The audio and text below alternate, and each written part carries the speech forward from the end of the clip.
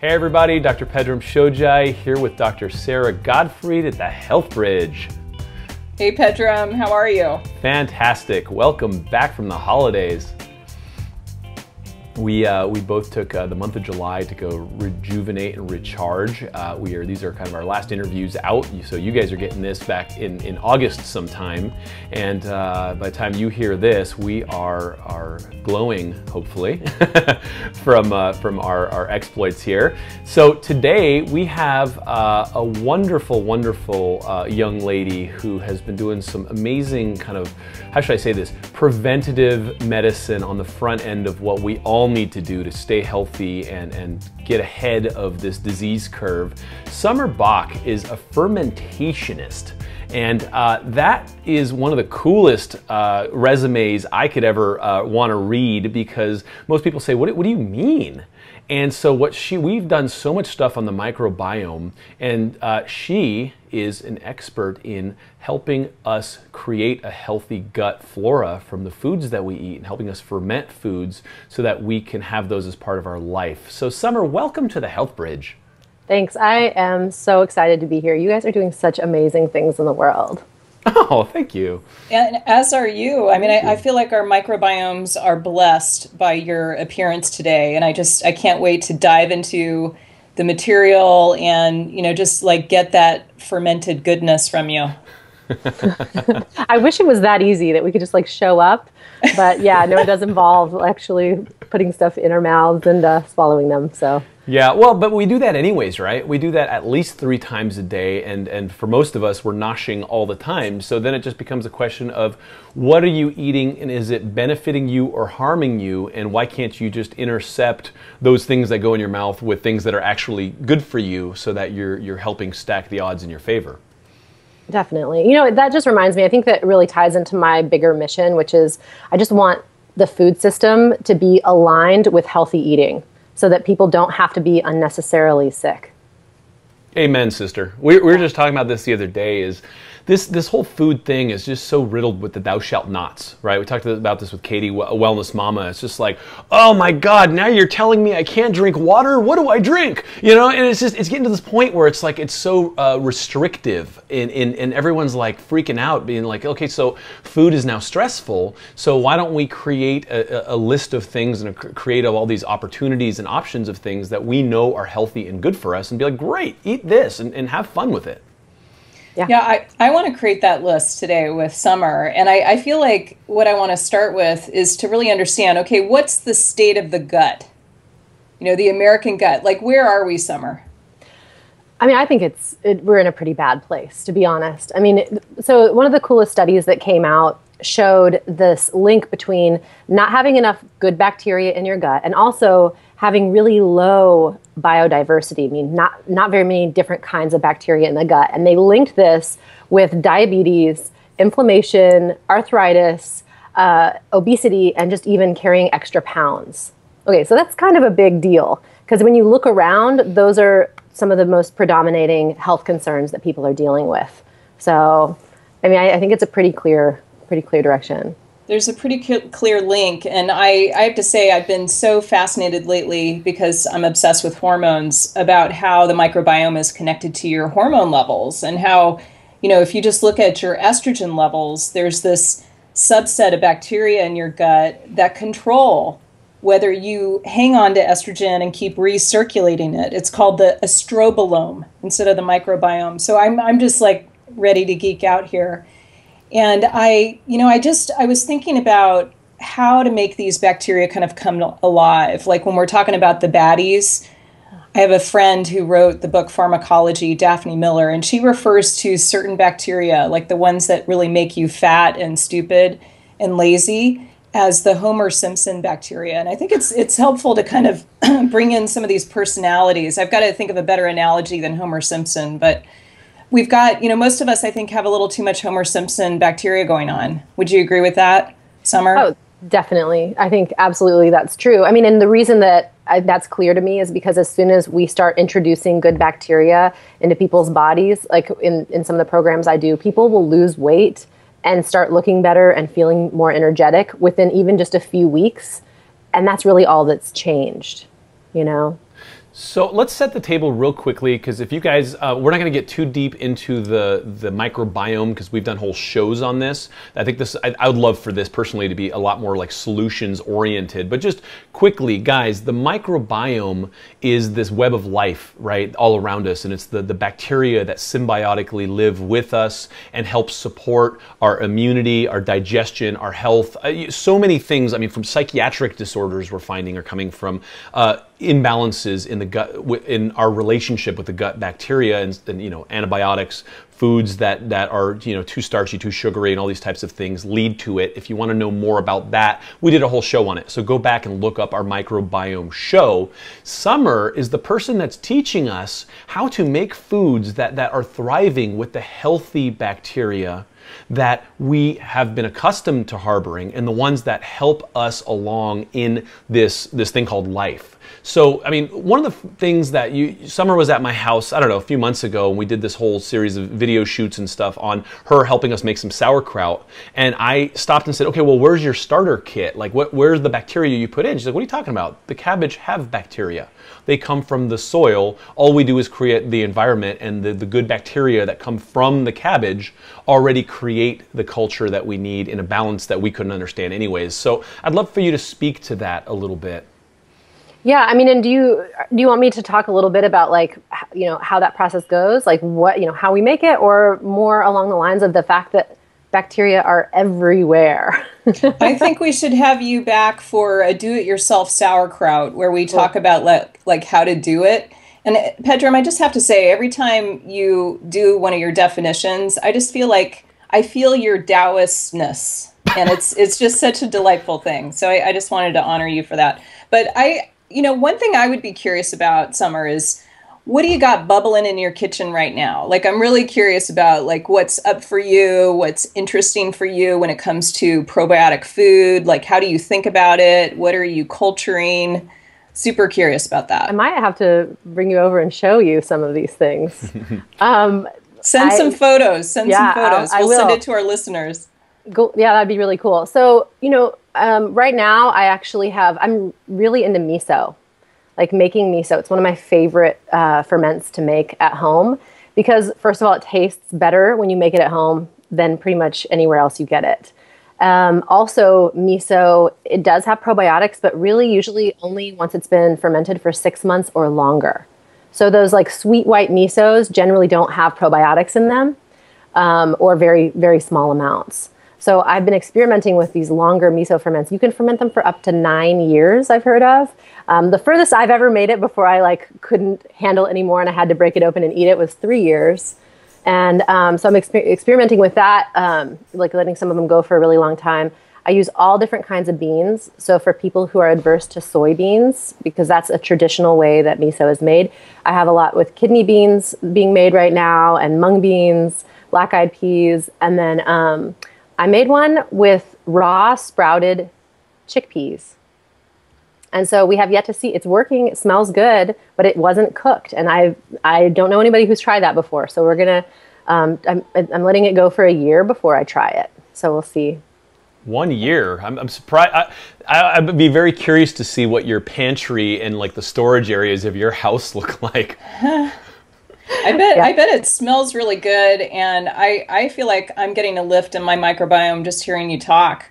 So I'm thinking maybe we could send some recipes to our listeners, the people who go to healthbridgeshow.com and sign up to hang out with us. And maybe, Summer, you could share some of your recipes. Maybe not the 9-year plan. Maybe there's something a little simpler that they could start with, like a little sauerkraut.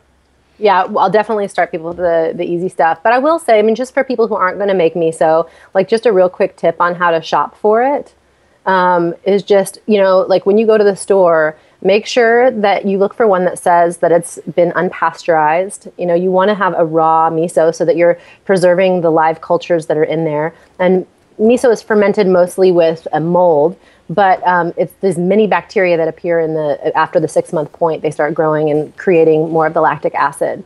So make sure that it's at least 6 months fermented or longer, and ideally it's going to be in glass. So those are just like the 3 main things I ask people to look for. Raw and pasteurized, it's in glass, and then it's been fermented for 6 months or longer. And it should say all of those things on the label. That's great. That's super helpful. Okay. So I like this chickpea idea. I remember buying some fresh chickpeas at our local Berkeley Bowl. I live in Berkeley, California, and they're just like the most beautiful things in the world, right? Those little green guys. And then I just love this idea of fermenting them. That's very powerful. So I may have to come to your house to try that with you. That sounds good. Yeah, we'll do it. We'll do this for sure. Can we talk about the fermentation process real quickly for people that may or may not know how that works with aerobic versus anaerobic and all that? Just give us a little bit of a primer so people understand why fermentation does what it does. Yeah, I mean, for sure. We just like jumped into miso. It's like kind of one of the more advanced ferments, but like the truth is that, you know, fermentation is happening all around us. It happens in our muscle cells. You know, we ferment. The whole idea that like when you work out really hard and you end up with lactic acid in your muscles, that's because you were working out and there was not enough oxygen. So your body had to turn into this anaerobic form of creating energy, and lactic acid and carbon dioxide are the byproduct of that. So our muscle cells ferment, and then these bacterial cells ferment, and they're really, really good at it. And we have learned how to use this amazing process by these bacteria to help us. Basically, there's about 3 different kinds of fermented foods that I really talk about, like fermented foods for healing. We use these bacteria to help us preserve food. So they'll basically ferment the food and create a more stable environment so that we can let it go on for like maybe even years.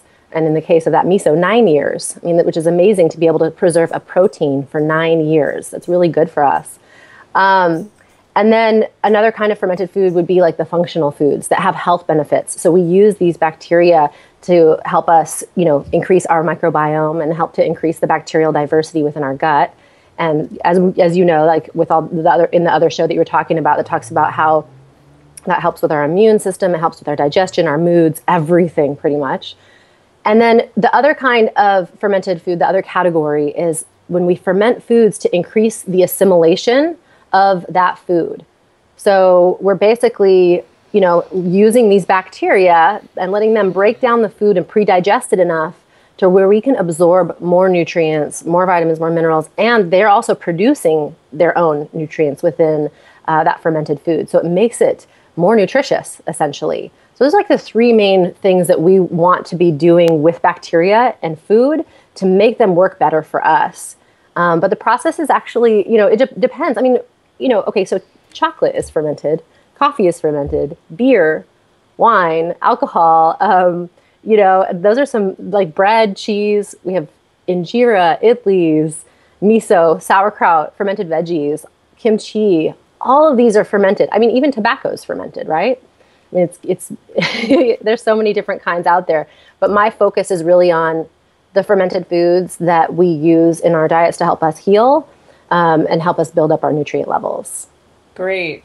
Now, for someone who's just starting out, you know, maybe they're sort of intrigued. They have a sense that there's a little too much Homer Simpson bacterial DNA happening in their gut, and they're not quite ready to dive into the 9-year miso. Like, what would you recommend as maybe a starter package? I always recommend for the starter package is to have fermented veggies. I think it's one of the best forms of getting probiotics into your diet. It also it doesn't have dairy in it. You know, it doesn't have like a lot of the highly allergenic foods associated with it. So it's really easy for most people to digest. So yeah, I recommend doing like 2 forkfuls per day to start out. It's not even that much. And you know, a study just came out where somebody like actually submitted their sauerkraut and found that a 16-ounce jar, which is like the standard size jar that you get at the store when you buy sauerkraut or fermented veggies, has the equivalent of 8 bottles of probiotics. Ooh, we like that. And what's the price difference? Because the probiotics are pretty expensive, as we know.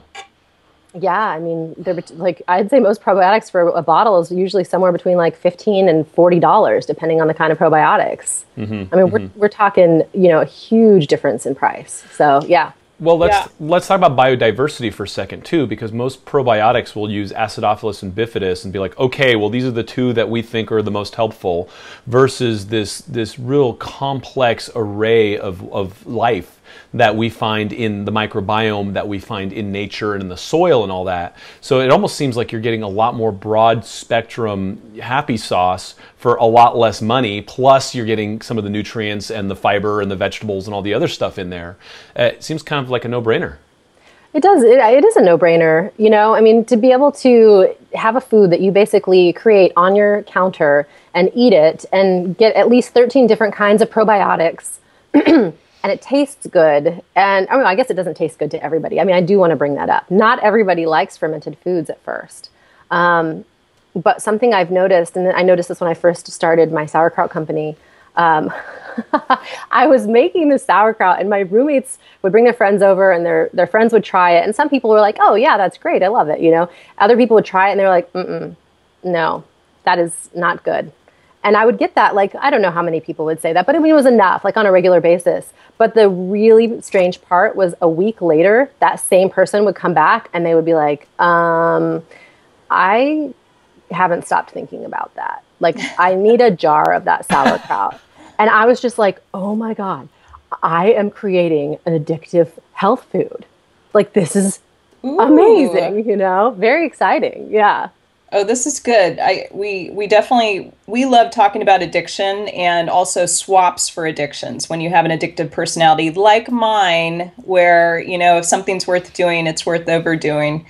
So I really like this, and I like this cultured vegetables. Even I have cultured some vegetables. I think it's pretty cool. I have to say, when Pedram last visited me, we piled up. Well, you made your own breakfast plate, right? And you had a little pile of sauerkraut. I was very proud of you. You were like a model citizen.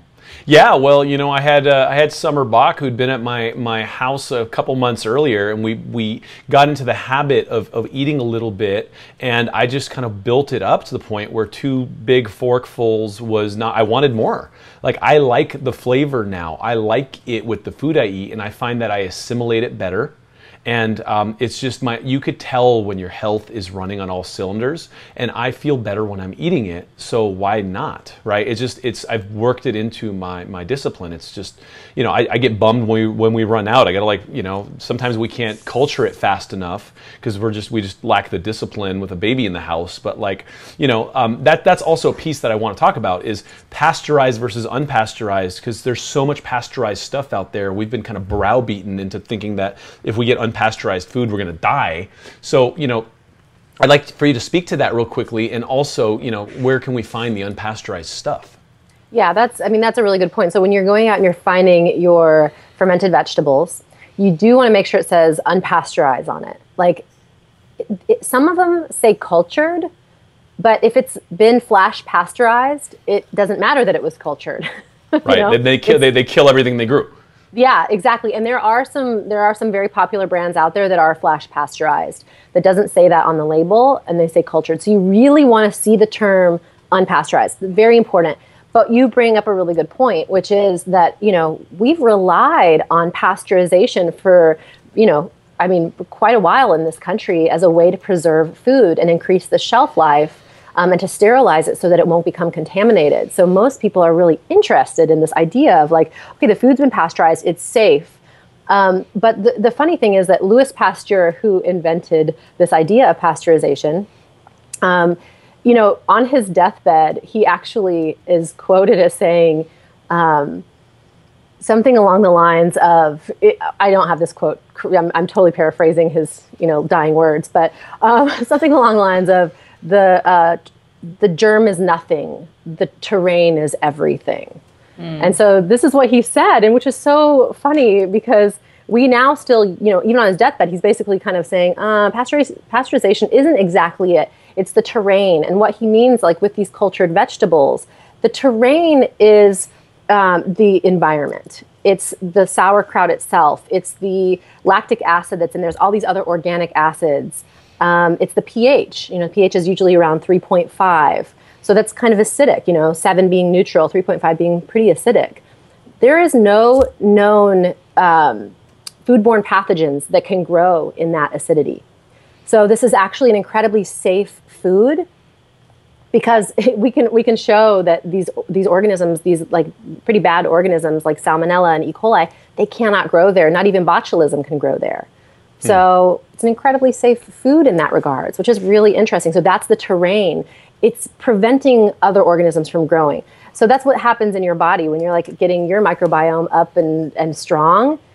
You are building up your own terrain to where if even an E. coli organism comes into your body can handle it, fight it off, and you don't get sick. And that's, the germ theory that Louis Pasteur invented as well, this idea that you catch a cold, the germ goes in your nose, you get sick, the germ made you sick. It's kind of out the door these days with this whole idea of the microbiome and bioterrain, essentially, because if you go into a room and somebody has a cold, not everybody in that room is going to get sick. We're disproving the germ theory every time we get in a room with a sick person and people walk out and don't get sick. There's this amazing way that like some people are so strong, their bioterrain is so strong and so healthy that really no matter what comes their way, their body is going to fight it off. And really it's the bacteria in a big way that are fighting it off. Love that. I mean, and I know Sarah's booting up for the sexy librarian here. Quickly, I mean, look at the wisdom of old foods. I mean, look at a Reuben sandwich. Maybe the sauerkraut on that sandwich was developed to help with the assimilation of the meat and some of the stuff that was there. Maybe it was a part of it. And I think back to the Persian tradition. There's this thing we have called seer torshi, which is garlic inside of like fermented vegetables. And a good seer torshi is at least 7 years old. And people kill for that stuff. I mean, it's like a super tonic that comes from Avicenna's days of like early medicine, and it's lasted, and it's a treasured food in these ancient cultures. So I think that there's a lot of wisdom to what we're seeing in these ancient cultures using this stuff, and just kind of bringing it back is a powerful thing that we can do for our health, and it's easy. Well, and just really quick, I was just going to say one thing that just to make sure that people know, it's like what you're saying, these things have been fermented for a really long time. But when you're like, back in the day, sauerkraut and fermented vegetables and torshi, they weren't refrigerated because there was no refrigeration, right? And so they would sit out, and part of the preservation process, part of why we did this was to keep things preserved without refrigeration. But nowadays, when you go, like in the United States in particular, if you go to find these foods, you have to buy them in the refrigerated section because legally that's just how it's set up still. Well, Pedram, I just wanted to say that I felt like you were flirting with my husband again, bringing up the Reuben sandwich on rye and like a deli moment. I've got his number. I've got his number. I know you have his number, and I really appreciate it. So I'm going to do a quick recap here. Let me know if I've got everything captured. I've got 6 tips. So number 1 is kind of the state of our gut right now. We're in this situation where things are not good. Like we've got a lack of diversity. We also have what Daphne Miller calls the Homer Simpson bacteria that are making us fat and lazy and dumb. Number 2, I asked Summer about what's bubbling in her kitchen, and it was super fun to hear about the miso that you basically want to bubble 6 months to 9 years. I didn't realize about the 9-year part. And then I'm so excited about your chickpeas. You're gonna bubble that for about a year, and I'm gonna come taste it.